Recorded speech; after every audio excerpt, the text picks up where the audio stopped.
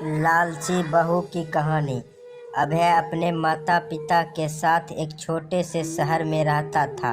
वह एक कंपनी में काम करता था, जिसके पैसे से वह अपना खर्चा और अपने परिवार का खर्चा चलाता था।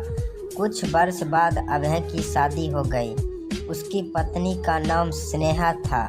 स्नेहा एक बहुत ही लालची किस्म की औरत थी। स्नेहा को जब भी पैसे मिलते थे तो वह तरह तरह के कपड़े और गहने खरीद लेती थी। वह जब भी किसी समारोह में जाती थी तो हमेशा नए नए कपड़े और गहने पहनकर जाना चाहती थी। जब उसके पास नए कपड़े और नए गहने नहीं रहते थे तब वह अपने पति अभय से जिद करके खरीदवा लेती थी। उसकी लालच से उसका पति भी तंग आ गया था। अभय स्नेहा को हमेशा समझाया करता था कि हमारी कमाई उतनी नहीं है कि मैं तुमको हर समारोह में जाने के लिए अलग अलग तरह के लिए कपड़े और गहने खरीद कर लाऊं। मगर स्नेहा उनकी बातों को मानने के लिए तैयार ही नहीं होती थी। एक दिन जब स्नेहा किसी समारोह में गई थी तब उसकी एक सहेली सुमित्रा उसके घर पर आई।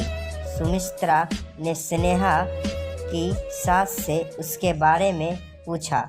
स्नेहा की सास ने सुमित्रा की सारी कहानी बताई। सुमित्रा ने अब स्नेहा को सबक सिखाने के लिए एक योजना बनाया।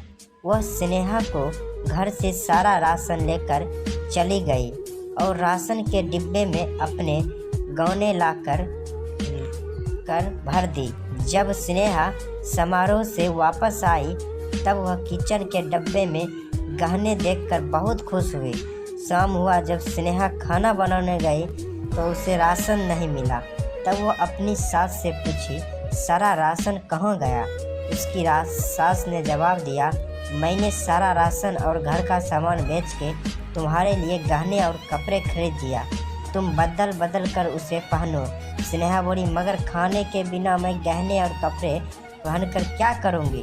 तभी उसकी सहेली सुमित्रा आई और उसने स्नेहा को सब कुछ बताया कि यह तुमको सबक सिखाने के लिए किया गया है। अब स्नेहा को समझ में आ गया, जीवन जीने के लिए सबसे ज़्यादा ज़रूरी भोजन होता है, ना कि बदल बदल के गहने और कपड़े पहनना।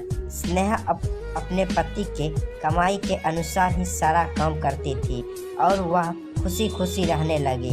तो दोस्तों, ये वीडियो हमारा कैसा लगा कमेंट करके ज़रूर बताइए। अगर अच्छा लगा होगा तो हमारे चैनल को सब्सक्राइब करना ना भूलिए और वीडियो को लाइक शेयर ज़रूर कीजिए। फिर मिलते हैं अगले वीडियो में।